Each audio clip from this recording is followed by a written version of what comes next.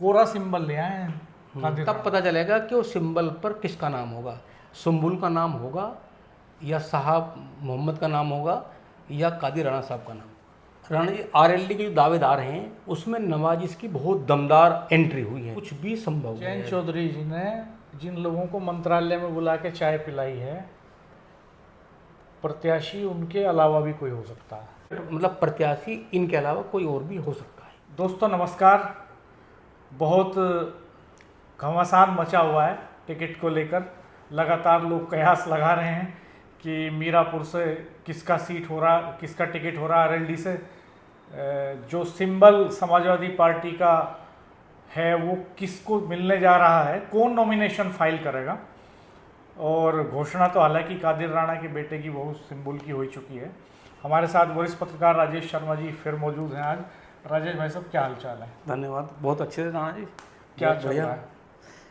तो चुनावी चर्चा बहुत गर्म है आजकल। तो जो है जब हम बात करते हैं यहाँ तो चूँकि मेरठ, मीरापुर, मुजफ्फरनगर, मेरठ लगातार चर्चा मीरापुर को लेके है क्योंकि मीरापुर हॉट सीट है। हाँ, मीरापुर की चर्चा इन दिनों मेरठ में, गाजियाबाद में, बागपत में, मुजफ्फरनगर में, सहारनपुर में, अब मतलब पूरे वेस्टर्न यूपी में निगाह सबकी मीरापुर पे लगी हुई है। अच्छा डॉक्टर साहब आप ये देखो कि गाजियाबाद भी मिला हुआ है, गाजियाबाद की शहर सीट है। हाँ। उसको लेकर चर्चा तो नहीं हो रही। हाँ। खैर अलीगढ़ हमसे दूर भी बहुत ज़्यादा। हाँ। खैर को लेके बहुत ज़्यादा चर्चा तो नहीं हो रही। हाँ। सोशल मीडिया पे बहुत ज़्यादा नहीं देख पा रहे हम।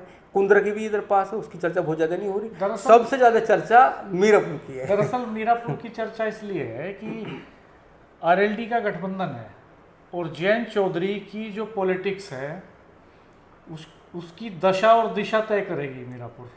कल मैं डॉक्टर साहब कुटिया में बैठा मेरठ जी। तो वहाँ लगातार चाय सब लोग पीते हैं दिन भर जी। तो वहाँ 4 अलग अलग चौकड़ी बैठी हुई थी जी। तो मैं सब जगह थोड़ा तो चारों जगह मुझे मीरापुर की चर्चा मिली। हाँ। मैंने कहा भाई और भी तो सीट है, गाजियाबाद है, खैर है, कुंद्रा की उसकी बात करो। बोले नहीं बोले मीरापुर। कुटिया मेरठ कमिश्नरी के पास जो हिस्टोरिकल मेरठ कॉलेज है उसके पास चाय की दुकान है बेसिकली। और वहाँ तमाम वकील, पत्रकार, नेता, स्टूडेंट्स सब बैठ के गपशप करते हैं, चाय पीते हैं, तो पल्स मिल जाता है एक वहाँ। मैंने कहा कि राणा जी ठीक बोलते हैं कि मीरापुर सीट इस समय बहुत हॉट है। आप देखो वहाँ लगभग 30, 35, 40 लोग जो स्टूडेंट हैं और पॉलिटिकल लोग बैठे रहते हैं, हमेशा बैठे रहते हैं। और अगर सब जगह मीरापुर को लेकर चर्चा है तो सीट हॉट है। एक किस्सा मुझे याद आ रहा है इस बीच जी। और वो किस्सा ये है कि मतलब सियासत कितना अनिश्चितताओं का खेल है और कितना असीम संभावनाओं का खेल है। दो बातें इस एग्जाम्पल से समझ में आती हैं। 2007 का विधानसभा चुनाव था और चौधरी जगत सिंह जो एमएलसी रहे 2 बार, जी जी, उनको चौधरी अजीत सिंह ने कह दिया कि आप बागपत से चुनाव लड़ेंगे और तैयारी कीजिए। और पूरा उन्होंने ऑफिशियली डिक्लेयर कर दिया कि साहब जगत सिंह जी बागपत से विधानसभा चुनाव लड़ेंगे। जगत सिंह जी चौधरी साहब के ज़माने में भी एक बार जब माया त्यागी कांड हुआ था उससे पहले चुनाव लड़ चुके थे बागपत से। एमएलसी बाद में हुए थे। एमएलसी बाद में हार गए थे उस समय।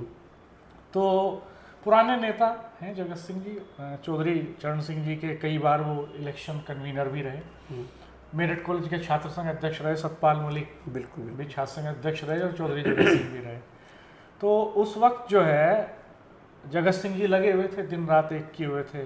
सबको पता था भी जगत सिंह चुनाव लड़ेंगे। और जिस दिन नॉमिनेशन फाइल होना था उस दिन सुबह के समय ठीक 10 बजे सत्येंद्र सोलंकी दिल्ली से सिंबल लेके और नॉमिनेशन फाइल करने पहुंच जाते हैं कलेक्ट्रेट में। जी।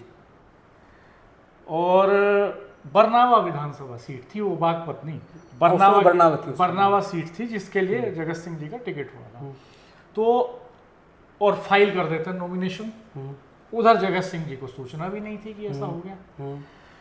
तो अंतिम वक्त तक कब क्या हो जाएगा, किसका टिकट कट जाएगा, किसको मिल जाएगा, किसकी लॉटरी लग जाएगी, कहा नहीं जा सकता। मीरापुर में भी ऐसा होने वाला है। मीरापुर में भी हो सकता है ऐसा। कादिर राणा बहुत अर्ली सिंबल ले आए अपने बेटे की पत्नी के लिए। अब सुम्बुल राणा, उनकी बहू सुम्बुल राणा चुनाव लड़ेंगी कि नहीं लड़ेंगी, ये एक देखने वाली बात है। इस पे हम चर्चा करेंगे, आपसे जानेंगे कि मसला क्या है। एक छोटा सा दूसरा किस्सा और सुनाता हूँ, वो ताज़ा है इसी लोकसभा चुनाव का।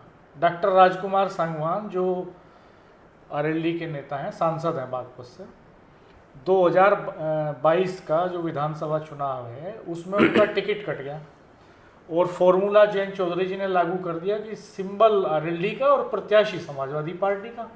ये बेसिकली 3 जगह हुआ था, सिवाल खास में जहाँ गुलाम मोहम्मद चुनाव लड़े थे, और मीरापुर में जहाँ चंदन चौहान ने चुनाव लड़ा था, वही मीरापुर जिस पे झगड़ा चल रहा है इस समय, और एक सीट थी माठ जहाँ डॉक्टर संजय लाठर ने चुनाव लड़ा, मथुरा की सीट, मथुरा की सीट। हालांकि बाद में उसको मेकअप किया जयंत चौधरी जी ने और अचानक से बुला के डॉक्टर राजकुमार सांगवान को लोकसभा चुनाव लड़ने के लिए कह दिया, और तब टिकट होते होते रह गया, और उस समय टिकट नहीं हुआ। उन्होंने अपने इंटरव्यू में कहा कि मैंने जिंदगी में कभी नहीं सोचा था कि ये लगता भी खेल लोकसभा भी चुनाव लड़ना पड़ेगा। और योगेश नोवार जिनका टिकट कट गया था मार्ट में, वो एमएलसी हो गए। खैर, अब आप ये बताइए कि कादिर राणा का क्या चल रहा है, सुम्बुल लड़ेंगी चुनाव? डॉक्टर साहब कल अब सिर्फ 2 दिन बचे हैं, 24 और 25 तारीख, और लेटेस्ट अपडेट ये है कि आज़ाद समाज पार्टी के कैंडिडेट ने वहाँ नॉमिनेशन फाइल कर दिया, और वहाँ जो है बीएसपी ने मुस्लिम कैंडिडेट उतार ही रखा है, अभी नामांकन नहीं किया उन्होंने। और एक जो है वहाँ जो ओवैसी की पार्टी है, उन्होंने मुस्लिम प्रत्याशी उतार दिया, तो 3 मुस्लिम प्रत्याशी ऑलरेडी हैं मैदान में। मुझे ऐसा लगता है कि कादिर राणा साहब खुद भी वो मतलब उन्हें विश्वास नहीं है कि सुम्बुल राणा का नामांकन होगा। एक वजह डॉक्टर साहब ये है कि जब पॉलिटिकल पार्टी सिंबल देती है, मैंने एक गजब की बात सुनी, किसी ने मुझसे कहा कि कादिर राणा साहब कोरा, हाँ मैं यही तो बता रहा हूँ आपको, वो ले आए, क्या कहते हैं, कोरा सिंबल का जो लेटर है, कोरा ले आए, लेटर देती है बेसिकली पार्टी जो है, और उस पर लिखती है कि ये हमारे अधिकृत प्रत्याशी हैं, घोषित किए जाते हैं, नाम लिखती है, और वही लेटर नॉमिनेशन के वक्त जो है वो जमा करता है कैंडिडेट। तो किसी ने मुझसे कहा कि वो कोरा ले आए हैं वहां से, अखिलेश यादव जी ने उनको कोरा सिंबल दे दिया, मुझे नाम नहीं लिखा उस पर, किसी का नहीं लिखा। मुझे सपा के वरिष्ठ नेता हैं, उन्होंने बताया कि सपा के प्रदेश अध्यक्ष के पास जब ये गए कादिर राणा साहब, तो उन्होंने नाम लिखना था, नाम और विधानसभा संख्या लिखनी होती है, तो इन्होंने मना कर दिया कि नाम मत लिखो, विधानसभा संख्या लिख दो, विधानसभा का नाम लिख दो, जनपद का पर नाम मत लिखो। उन्होंने कहा क्यों? तो मुझे लगता है क्योंकि अगर वो इस बात को कह रहे हैं तो इसका मतलब जानकारी, पहली बात तो इस बात से अंदाजा लगता है कि अगर सिंबल कोरा आ रहा है तो इसका मतलब कुछ तो है मामला। तो हमें लगता है कि हो सकता है वोटर लिस्ट में जो सुम्बुल राणा नाम है, सुम्बुल की जगह कुछ नाम में कहीं अगर कोई मात्रा उल्टी हो, सीधी हो, और डॉक्यूमेंट में ऐसी हो, या जो जैसे पैन कार्ड है, आधार कार्ड है, और बहुत सारे डॉक्यूमेंट है, उनमें अगर नाम अलग होता है, वोटर लिस्ट में अलग होता है, तो कहीं ना कहीं ये होगा कि अनिश्चितता तो होगी जरूर। नहीं, मुझे ये नहीं लगता कि इसमें कोई नाम वाला इशू होगा, क्योंकि घोषित किया है तो कुछ सोच समझ के ही किया होगा उन्होंने, और ये देख लिया होगा पहले। मुझे दूसरी बात लगती है इसमें, मुझे लगता है कि सियासत चूंकि जो है एक दूसरे को गच्चा देने का भी खेल है, चकमा देने का भी खेल है, अप्रत्याशित मास्टर स्ट्रोक मारने का भी चलन चल रहा है आजकल। तो ऐसा तो नहीं है कि अब तक शुरुआत में ही अगर कादिर राणा साहब या उनके बेटे फेस बन जाते, वो चुनाव लड़ते, तो शायद अलग तरह का रिएक्शन होता। और एक सॉफ्ट चेहरे को, एक महिला को इकरा हसन की तर्ज पे वो लेके आए, उनका नाम लेके आए, तो वो पल्स भांप रहे हो कि क्या पल्स चेक कर रहे हो, और फिर आखिर में वो जो लेटर है उसमें कादिर राणा साहब अपना ही नाम लिख लें या फिर बेटे का लिख लें। बेटे शाह मोहम्मद का नाम भी लिख सकते हैं, ऐसी चर्चा है मुजफ्फरनगर में आज कि क्योंकि देखो कादिर राणा साहब इसलिए भी डर रहे हैं, वो भी अब भाई सियासत के खिलाड़ी तो हैं, वो भी 3 सदनों के सदस्य रह चुके। अब आप देखो कि पहले वो सपा से एमएलसी रहे, फिर 2007 में वो मोरना से विधायक रहे आरएलडी से, और फिर 2009 में मुजफ्फरनगर से मेंबर ऑफ पार्लियामेंट रहे। तो जो 3 सदनों का सदस्य रहा हो और अपना कारोबार भी अच्छा है, तो साथी तो हैं। कहीं ना कहीं कोरा सिंबल लेने का मतलब है उसके पीछे कुछ कहानी है। शातिर शब्द नहीं, सियासत के मास्टर तो कह सकते हैं, सियासत के मास्टर तो कह सकते हैं। देखो जो मास्टर है, सियासत के बड़े खिलाड़ी, हाँ सियासत के बड़े खिलाड़ी हैं, और मुझे लग रहा है कि उनके मन में कहीं ना कहीं हो सकता है कि सुम्बुल का नाम लिया हो, और वो बेटे की बहू है उसे बाहर ना निकालते हों और बेटे शाह मोहम्मद या खुद का अपना नामांकन कर लें। अभी वो भाप रहे हों कि भाई इस बीच में हम देखते हैं कि क्या रिएक्शन है लोगों के। कहीं अभी ऐसा तो नहीं है कि जो 2013 का मसला था, क्योंकि वही विधानसभा सीट है और इसी विधानसभा को गाँव कवाल है जहाँ बहुत ज़्यादा चर्चित रहे थे 2000। वो तो खैर हम सारी चर्चा कर चुके बहुत सारे पिछले वीडियो में।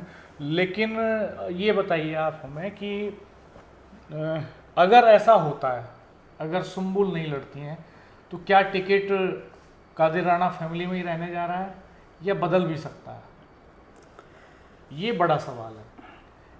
एक संभावना तो ये है, जैसा कि बताया जा रहा है कि कोरा सिंबल आ गया है, तो हो सकता है कि कादिर राणा साहब अपना नाम लिख लें या बेटे का लिख लें, बिल्कुल जो उनको उचित लगेगा, और हो सकता है सुम्बुल ही लड़ें। लेकिन क्या बाहर भी जा सकता है इस परिवार के टिकट? कल तक ऐसा महसूस था, कल तक ये था कि कुछ भी हो सकता है, क्योंकि सिंबल नहीं मिला था। कल तक ये भी लग रहा था कि हो सकता है कि अखिलेश यादव जी इस बात को वेट एंड वॉच में हो कि आरएलडी किसे टिकट देगी। अब हमें लग रहा है कि अब एक मैसेज देना चाह रहे हैं अखिलेश यादव जी कि चूँकि उन्हें पता है कि इन उपचुनाव से न सरकार गिरेगी ना कोई सरकार बनेगी।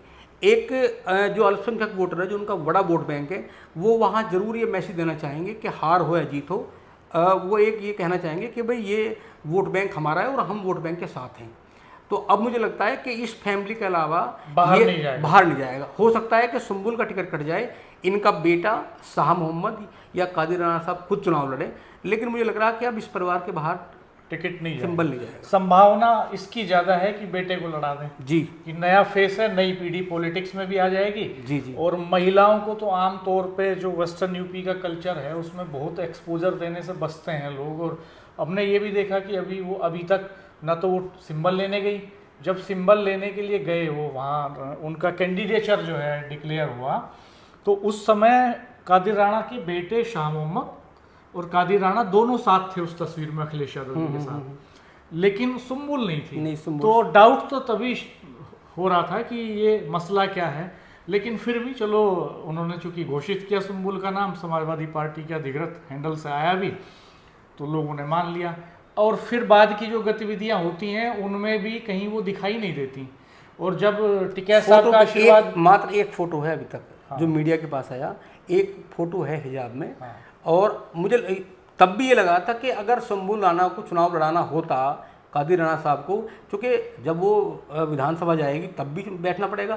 तो हमें लग रहा है कि वो वॉच कर रहे थे कि इसके रिएक्शन क्या आते हैं, पहले एक बार देख लें उस सकारात्मक रिएक्शन आते हैं या नकारात्मक रिएक्शन आते हैं। और जैसे ही वो सिंबल का मामला आया तो अब ये लग गया, मुझे नहीं, ये चर्चा है मुजफ्फरनगर में आम के जो लोग जानकार हैं जिन्हें ये पता है कि सिंबल कोरा आ गया, तो उन्हें पता है कि इसका मतलब हो सकता है कि सुम्बुल चुनाव ना लड़े। खैर ये एक बात हुई। दूसरी बात ये कि अब बसपा का तो कैंडिडेट बदलने की संभावना अब तो शाह नजर ही उनके कैंडिडेट हैं, बीएसपी के ऑफिशियली डिक्लेयर्ड कैंडिडेट हैं। और उधर जो है ओवैसी की पार्टी से भी मुस्लिम कैंडिडेट हैं। तो इस तरह से मुस्लिम कैंडिडेट्स इस सीट पे बीएसपी से, आज़ाद समाज पार्टी से, सपा से और ओवैसी की पार्टी से, एक को मुस्लिम लीग का टिकट भी है। हाँ, तो 4 पार्टियों से मुस्लिम प्रत्याशी हो गए। 4 पार्टियों से मुस्लिम प्रत्याशी हैं और लगभग 30 से 32 मुस्लिम जो कैंडिडेट हैं उन्होंने नामांकन फॉर्म लिए हैं। और बाकी जो है टोटल नॉमिनेशन फॉर्म कितने लोगों ने? टोटल अभी तक सूचना ये थी कि 82 लोगों ने नामांकन फॉर्म लिए हैं। अभी आरएलडी के किसने लिया? हाँ, अभी 82 वे लोग हैं, जैसे बसपा है, सपा है, आज़ाद पार्टी है, AIMI है, इसके अलावा और जो निर्दलीय हैं। अच्छा, ये तो हुई समाजवादी पार्टी की बात। आरएलडी के खेमे में क्या चल रहा है? डॉक्टर साहब, कल का डेवलपमेंट तो था ही ये कि कुछ कैंडिडेट्स को जयंत चौधरी ने बुलाया। जयंत चौधरी ने एक नई परंपरा डाली है जो चौधरी अजीत सिंह के ज़माने में नहीं थी। चौधरी अजीत सिंह के ज़माने में तो कैंडिडेट्स जाते थे और कई बार कैंडिडेट्स नहीं जाते थे, अपने समर्थकों को भेजते थे उनकी कोठी पर, जमावड़ा रहता था हजारों लोगों का। जयंत चौधरी ने इस परंपरा को बदल दिया। उन्होंने नया ट्रेंड शुरू किया। उन्होंने कैंडिडेट्स के सपोर्टर्स के बजाय कैंडिडेट्स को इनवाइट करना शुरू कर दिया। वो पिछले विधानसभा चुनाव में भी उन्होंने ये किया था कि सीट वार उन्होंने कैंडिडेट्स बुला लिए, भाई जो जो चुनाव लड़ना चाहते हैं उनको फ़ोन करा दिया सबको। चौधरी साहब याद कर रहे हैं, तो सबके दिल में जो है खुशियों की लहर उठने लगी जब दिल्ली से फ़ोन आया कि साहब चौधरी साहब ने याद किया। इलेक्शन का टाइम चल रहा हो और किसी राष्ट्रीय नेता को अध्यक्ष फोन याद करके करें कह दे तो ये मान लिया जाएगा कि इस समय मेरा टिकट हो रहा है, इसका मतलब मेरा नंबर है। लेकिन जिसका भी उनको लग रहा था कि ये मांग सकता है या ये ज़्यादा उछल कूद कर रहा है, सबको बुला लिया उन्होंने और सबको बुला के अनुशासन का पाठ पढ़ाया कि भाई चुनाव करीब आ गए हैं, जीतना जरूरी है, लड़ना जरूरी है, संगठित रहो, इकट्ठा रहो, सब मिल के काम करो और जो जिसका भी टिकट घोषित हो बाकी सब उसके लिए उसके साथ खड़े हो जाओ। अब ये अभी भी हुआ। आज मेरी एक जर्नलिस्ट से बात हो रही थी तो उन्होंने कहा कि आरएलडी, मैंने उनसे पूछा आरएलडी में क्या चल रहा है, उन्होंने कहा आरएलडी में तो ये चल रहा है कि फील्ड से सब गायब हैं। मीरापुर के ग्राउंड पे आरएलडी का कोई प्रत्याशी नहीं है और ना बीजेपी का है। सब साम दाम दंड भेद में सब दिल्ली के चक्कर लगा रहे हैं, सब लॉबिंग में लगे हुए हैं, सब टिकट की जुगत में हैं और अधिकांश जो है इस तलाश में है कि अगर इसका टिकट हो गया तो इसको कैसे हरवाया जाए। डॉक्टर साहब अगर ए का टिकट हो गया तो बी सी डी ई इस प्रयास में लगे हैं कि ए को कैसे हराया जाए। तो क्या ऐसी कोई भीतरघात की संभावनाएं हैं वहाँ? देखो डॉक्टर साहब, रालोद में जहाँ तक आरएलडी का मामला है तो आरएलडी के जो कार्यकर्ता नेता हैं उनमें ये जो प्रतिस्पर्धा होती है ये सिंबल तक होती है। उसके बाद में जो नेता हैं आरएलडी के वो अपनी पत्नी को भी रोक सकते हैं। अगर आरएलडी का सिंबल जैसा मिलता है तो रालोद की ये परंपरा है कि अगर कोई नाराज है प्रत्याशी, टिकट नहीं मिला, तो वो अपनी पत्नी को भी रोक सकता कि रालोद को वोट ना दें।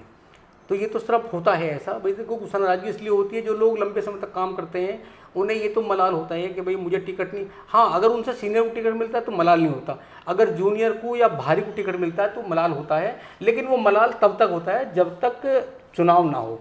अच्छा, जिनको बुला के चाय पी जिनके साथ चौधरी साहब ने मंत्रालय में, किसी ने मुझसे कहा कि टिकट उनके बाहर भी हो सकता है।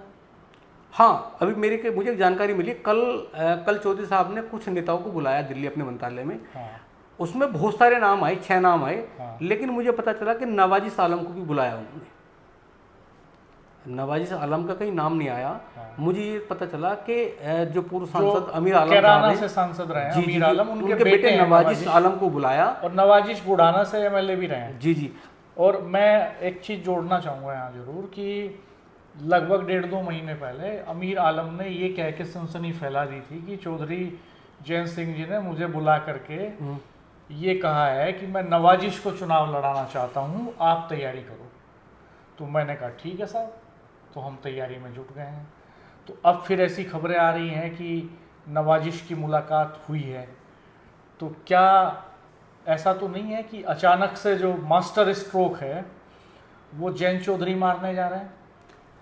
ऐसा तो नहीं है कि अचानक से जितने कैंडिडेट्स को बुलाया और जो इक्वेशंस बिठाए जा रहे हैं, जाट, गुजर, अति पिछड़ा, इस सब के बजाय नवाजिश आलम को ही कैंडिडेट बना दे जयंत चौधरी और फिर सारे मुस्लिम कैंडिडेट्स हो जाएं मेन पार्टियों के उस सीट पे, तो क्या सीन बने? देखो डॉक्टर साहब, ऐसा है कि अगर ये सिंबल संभव है? नहीं, मैं बताऊंगा, संभव है, संभव हो सकता है। देखो, राजनीति में तमाम सब कुछ संभव होता है। अगर ये सीट बीजेपी के पास होती तो बीजेपी किसी हालत में, जैसे नवाजिश का नाम आया, उसे एक्सेप्ट ना करती। लेकिन जयंत चौधरी, देखो, जो लगातार इस समय, जैसे आज मैं सुन रहा था कि राकेश टिकैत साहब ने एक प्रेस कॉन्फ्रेंस हुई और प्रेस कॉन्फ्रेंस में सीधे तौर पर कहा कि भाई उन्होंने अपनी कहावत दी अपने शब्दों में कि आ बैल मुझे अमार। भाई क्या हो रहा है ये? इस तरह आप किसी भी देवी देवताओं पे क्यों टिप्पणी कर रहे हो भाई? हाँ, दरअसल हुआ ये था कि जो बुढ़ाना वाला प्रकरण था उसके बाद पुलिस ने बड़े पैमाने पे एफआईआर लॉन्च करी है, क्योंकि जो आरोपी था बुढ़ाना केस का उसको अरेस्ट कर लिया पुलिस ने और डॉक्टर संजीव बालियान पूर्व केंद्रीय मंत्री उसके घर पे गए और उन्होंने वहाँ ये कहा कि भाई उन पे कार्रवाई करो जो अखिल के घर पे आए पथराव करने।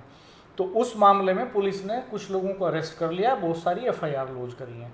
तो जमीयत उलेमा हिंद के कुछ लोग आज राकेश टिकैत जी से उनके घर पे जाके मिले थे सुबह उसके बाद टिकैत साहब ने वो प्रेस कॉन्फ्रेंस की है जिसका आप जिक्र कर रहे हैं। तो इसलिए डॉक्टर साहब मैं ये कह रहा हूँ क्योंकि ये सीट आरएलडी के पास है और ये जो परसेप्शन इस तरह फैलाया जा रहा है, टिकैत साहब तो ये कह रहे थे उसमें कि ये हिंदू मुस्लिम दंगा कराने की साजिश हो रही है और 2024 में मुजफ्फरनगर के 2013 को रिपीट करने की कोशिश हो रही है, लेकिन जनता बहुत आगे निकल गई है, ऐसा अब यहाँ होगा नहीं, ये टिकैत साहब ने उसमें कहा। तो मुझे ये लगता है अभी जैसे अभी आज टिकैत साहब की प्रेस कॉन्फ्रेंस हुई, तो मुझे अब वो जो कल मैंने सुनी कि नवाजिश आलम को बुलाया, हालांकि वो कहीं पब्लिक डोमेन में ये समाचार नहीं आया कि नवाजिश को भी बुलाया था, उसमें 5-6 लोगों का नाम आया, तो नवाजिश आलम का नाम आया और अब से 1 महीने पहले एकाएक अचानक अमीर आलम को ये कहना कि चौधरी साहब ने बुलाया नवाजिश आलम को, उससे कहा चुनाव लड़ो। तो ये ऐसा भी संभव है, चूँकि भाजपा तो नहीं देगी, लेकिन जयंत चौधरी इस तमाम जो ये जख्म है इसे मिटाने के लिए अगर ऐसा कर सकते हैं, नवाजिश आलम का नाम ले सकते हैं, तो आप बताइए फिर ये जो वोट बैंक है विकल्प क्या होगा? ऐसा माना जा रहा है कि शायद कल शाम को जयंत चौधरी कैंडिडेट का नाम डिक्लेयर कर दें। बिल्कुल बिल्कुल। और मेरे पास तो ये भी सूचना है कि समाजवादी पार्टी का जो नॉमिनेशन है वो भी परसों फाइल होगा। हालांकि कल के लिए कहा उन्होंने, ये घोषणा की आज मुजफ्फरनगर में हाँ। कि 24 तारीख को तमाम लोगों को बुलाया है पार्टी कार्यालय में, मतलब अच्छा, जो कल भी फाइल हो सकता कल, हाँ कल कादिर राणा जी का जो कार्यालय है हाँ। वहाँ तमाम लोगों को मैसेज दिया है कि कल 11 बजे तमाम लोगों को आना है। अभी आने का मैसेज है, तो ये नहीं है कि नामांकन करना हाँ, है। तो अगर वो कल नॉमिनेशन फाइल कर देते हैं तो उनके नॉमिनेशन फाइल करने के बाद शाम को जयंत एकदम, चौधरी डिक्लेयर कर देंगे तुरंत। बिल्कुल एकदम, क्योंकि वो वेट एंड वॉच की जो सिचुएशन है, जो दोनों तरफ से दोनों पक्ष एक दूसरे को तोल रहे हैं, भांप रहे हैं, वो सब खत्म हो जाएगा। कल शाम को टिकट घोषित हो जाएगा और शाम को जयंत चौधरी के पास ये लिबर्टी होगी कि वो सब सारे मोहरे मैदान में शतरंज की बिसात में होंगे, तो वो अपना मोहरा चल दें उस हिसाब से। बिल्कुल बिल्कुल। मैं आज भोकारेड्डी गांव में गया। भोकारेड्डी गांव में मीरापुर विधानसभा का गांव है और मैं वहाँ कहीं बैठा हुआ था, तो कोई चर्चा नहीं है राणा जी दूसरी, सिर्फ ये चर्चा है कि जयंत चौधरी साहब किसको टिकट देंगे। अच्छा, वहाँ लोग नए नए नाम निकाल रहे हैं, लोग कह रहे हैं कि भाई वो है आदमी, वो तो बहुत दिन से कार्य करता, अगर उसे टिकट मिल गया तो वो हो जाएगा। मैंने तो वहाँ तमाम एनालिसिस मेरे फेल हो गए हमारे यहाँ पे। कई चीज़ें ये हैं कि जैसे देखिए, एक महत्वपूर्ण बात तो ये है कि जो गुजर प्रत्याशी उतारने की बात थी, तो वो संभावनाएं पड़ गई हैं बहुत कमज़ोर, क्योंकि चंदन चौहान को मैसेज कर दिया चौधरी साहब ने, जो सोर्सेज का कहना है कि चंदन चौहान साहब को मैसेज कर दिया, भाई आप एमपी हैं तो यशिका को लड़ाने का कोई अर्थ है नहीं फिलहाल।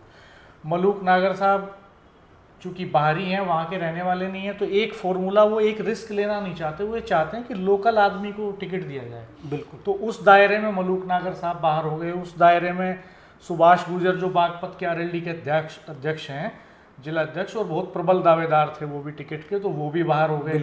तो बाहरी लोग बाहर हो गए उसमें। फिर ये फॉर्मूला आया कि साहब सिंबल आरएलडी का और टिकट बीजेपी का, तो इसमें अभी गुंजाइश बची हुई है। इसमें लोग कह रहे हैं कि अब ये टिकट यहाँ का 3 कास्ट के बीच में सिमट के रह गया है, जिसमें पाल प्रत्याशी हो सकते हैं, जिसमें रामनिवास पाल और मिथिलेश पाल 2 बड़े दावेदार हैं। जाट प्रत्याशी हो सकते हैं, जिनमें अजीत राठी हो सकते हैं और प्रभात तोमर हो सकते हैं। और इसके अलावा जो है आपका ये मुस्लिम प्रत्याशी में नवाजिश का नाम नंबर 1 पे है, सैनी में राजपाल सैनी का नाम नंबर 1 पे चल रहा है। तो इन सब के बीच चल रहा है। और कई बार ऐसा होता है कि नेता भी आखिरी वक्त तक चीज़ों को तोलते हैं। बड़े नेता हालांकि अपने मन में पहले से एक कंसेप्ट बना के चलते हैं, लेकिन आखिरी वक्त में कब किस तरह का फैसला हो जाए ये कहा नहीं जा सकता। राणा जी, हमें कल शाम 4 बजे तक वेट करनी है। कल जैसे ही सपा का नामांकन होगा, इसके बाद में एकदम खुला खेल होगा। आप देखिए, सपा, बसपा और असपा और एएमआईएम, तो इनके सबके प्रत्याशी के नाम सार्वजनिक हो गए। एक बड़ा मैदान पड़ा हुआ है जैन जी के सामने, और ये भी कर सकते हैं कि देखो, जब उन्हें पता है कि इधर जीत है, खुला मैदान है, जो बीजेपी का वोटर है, हमें लगता है बीजेपी का वोटर किसी भी हालत में उधर डाइवर्ट नहीं हो सकता, चाहे कुछ भी हो जाए। ये तो देखने वाली बात है ना, डाइवर्ट तो टेस्ट होना और बाकी है। ऐसा हो सकता है कि देखो, जयंत चौधरी ये भी कह सकते हैं कि जो जैसे प्रभात तोमर हैं और आपके अजीत राठी हैं, इन पे भी दांव इसलिए खेल सकते हैं कि एक बड़ा वोट बैंक जो बैठा हुआ है। आप देखो जब 2022 का विधानसभा चुनाव होता है तो इधर प्रशांत चौधरी होते हैं, वो बीजेपी के सिंबल पे होते हैं, इधर चंद्रशेखर चौहान होते हैं, वो आरएलडी के सिंबल पे होते हैं। और अगर इसमें आप एनालिसिस करो तो जो दो वोट बैंक जो चंदन के साथ थे, चंदन सिंह के साथ 2022 के चुनाव में, वो वोट बैंक सुरक्षित है और जो बीजेपी का बड़ा वोट बैंक ये सुरक्षित है। तो इसलिए हमें लग रहा है कि अजीत राठी और इन पर दांव खेल सकते हैं वो, चूंकि उन्हें पता है कि फिलहाल अभी कोई रास्ते में रोड़ा नहीं है। लेकिन उसमें एक बड़ी बात ये भी होती है कि कोई भी नेता ये नहीं चाहता कि वो किसी एक समाज को लेकर चले। हमेशा नेता हमेशा बड़े फलक पे सोचते हैं और तमाम समाजों को साथ लेके चलने की कोशिश करते हैं, इक्वेशंस बनाते हैं।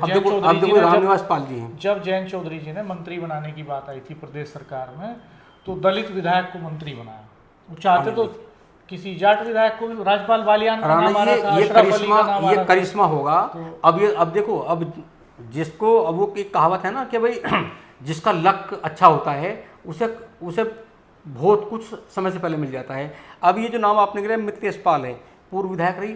अलग बात है कि वो बीजेपी में है। अगर दोनों दल गठबंधन है तो फिर दूसरे दल का मतलब नहीं होता बीजेपी उसका, वो जब चाहे आरएलडी ज्वाइन करके तुरंत आ सकती है। मिथिलेश पाल भी आप बहुत बेहतर नाम है अभी तक जो है, क्योंकि अभी नकार नहीं सकते। जो राजपाल सैनी जी हैं, इनका भी पर्याप्त नाम है, नहीं नकार सकते। जो आरएलडी के रामनिवास पाल हैं, ये भी मजबूत हैं, अभी इन्हें भी नहीं नकार सकते। ये नामों पे तो हम चर्चा कर चुके सब पे। मैं एक बात का जिक्र करना चाहूँगा कि ये जो मंत्री वाला जो दांव था, जब पुरकाजी विधायक अनिल कुमार को मंत्री बनाया तो पब्लिक डोमेन में दो नाम बड़े मजबूती से उभरे थे उस समय, कि बुढ़ाना के एमएलए राजपाल बालियान हो सकते हैं या तो मंत्री, और या फिर अशरफ अली हो सकते हैं थाना भवन वाले, और दोनों ही नहीं बने, अनिल कुमार आ गए। तो कुछ भी हो सकता है। तो दोस्तों, सियासत असीम संभावनाओं का खेल है, अनिश्चितताओं का खेल है। नज़र बनाए रखिएगा।